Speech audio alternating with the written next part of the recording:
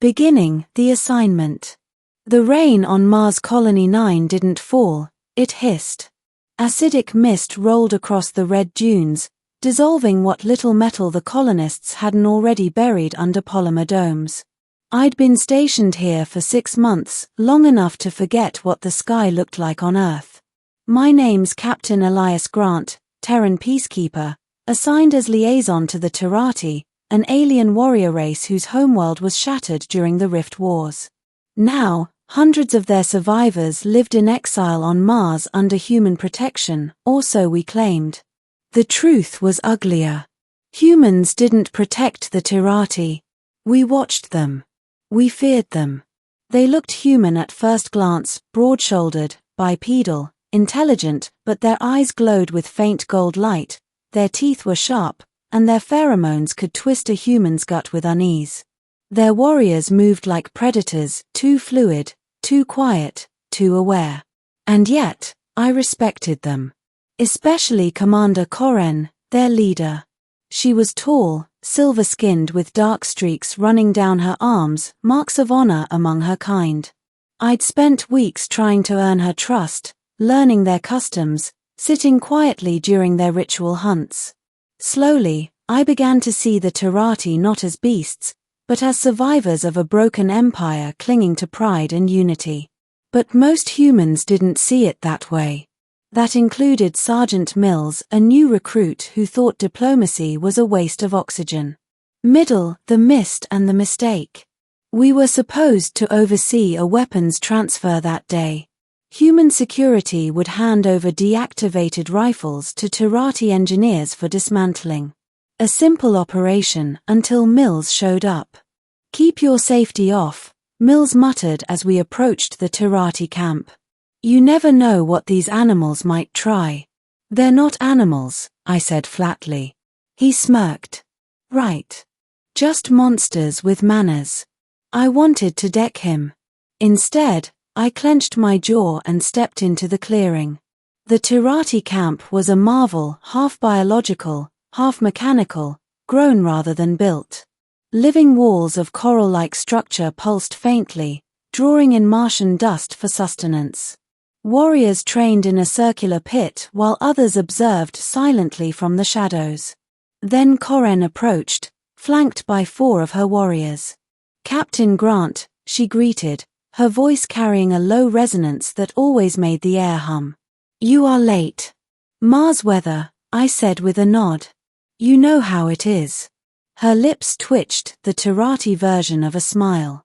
"The storm obeys no one, not even your timekeepers." Mills shifted uneasily beside me, hand twitching near his holster.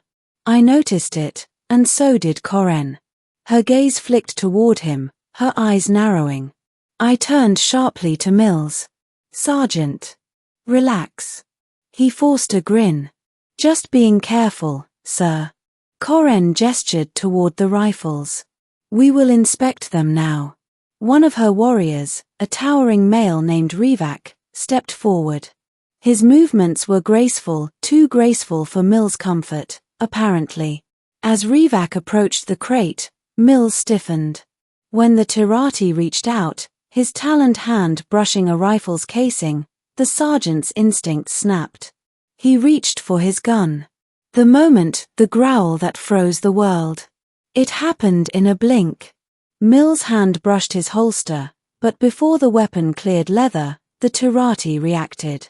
4 warriors bared their teeth razor-edged, gleaming under the faint red light. Their muscles coiled, their chests vibrated with a deep, thunderous growl that wasn't entirely sound, it was something felt, a vibration that rattled my bones. Every instinct screamed predator. The air thickened with pheromones, chemical alarm, dominance, warning. My vision tunneled as I stepped between them, heart pounding. "Mills, drop it," I shouted. But the idiot froze, eyes wide, sweat glistening on his neck. The growls deepened, synchronized ancient, collective fury. Koren's voice cut through the tension. "Peacekeeper," she said to me, not taking her glowing eyes off Mills. "Explain his motion. Was that a threat?" I raised both hands. No threat. Misunderstanding, reflex. Reflex, she repeated, her tone unreadable. Your reflex is to kill, ours is to protect. Perhaps we are not so different. I turned to Mills. Sergeant, take your hand away. Now. He hesitated. They were gonna attack. Now. I barked. He flinched, stepping back. The Tirathi slowly lowered their growls, though the golden glow in their eyes lingered. I could feel Coren's gaze pierce through me, assessing, calculating, deciding whether peace was still possible. Then, she nodded once. He lives because of you, Captain. Her words carried no anger, just truth. And that terrified me more than any threat. Middle continued, the tension deepens. After the incident, the Tirathi refused to continue the exchange. Coren invited me alone to her command dome to discuss the consequences of human fear. When I entered, the air was cooler, thick with alien musk and faint light patterns pulsing along the organic walls. Coren stood by a holographic map of Mars, her hand tracing invisible routes through the wasteland. You humans, she began, her voice low, claim to bring peace. Yet every one of your soldiers trembles as if expecting an attack. We're not used to. Difference, she interrupted. You fear what you do not control. I met her gaze. Maybe. But not all of us. I don't. She studied me, eyes flickering gold to amber. No. You stand your ground even when surrounded by those who could tear you apart. That earns respect. Then help me, I said. Help me make them understand you're not the enemy. Her expression softened slightly.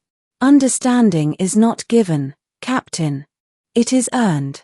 There was silence for a moment. The sound of the living walls breathing filled the air. Then she stepped closer. You protected a fool who would have shot my warrior. You showed restraint. That is rare. Call it survival instinct, I said. Coren tilted her head. Or courage.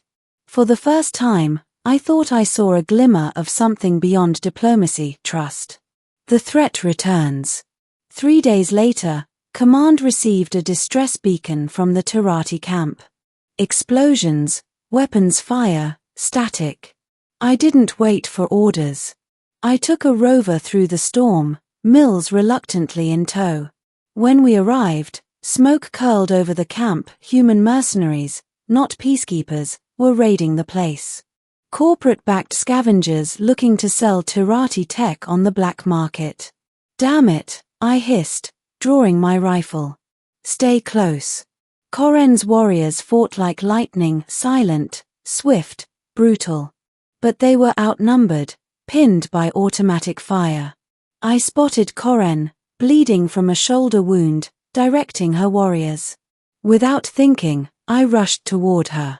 Bullets shredded the sand around me.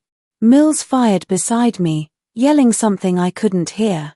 I reached Coren, dragging her behind cover. Captain, she gasped. Your people, why? They're not my people, I said. They're criminals. I returned fire, covering her flank as a Tirathi warrior fell. Then Mills shouted, they're circling us. 10 o'clock.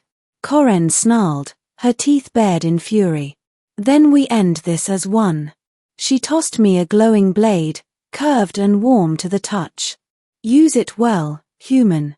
We moved together, she with alien grace, me with Terran precision. We were mismatched yet in sync, covering each other, clearing enemy lines. When the smoke settled, the mercenaries fled into the dunes, leaving only silence and corpses behind. Coren dropped to her knees, exhausted. I caught her before she fell. You saved us, she said softly.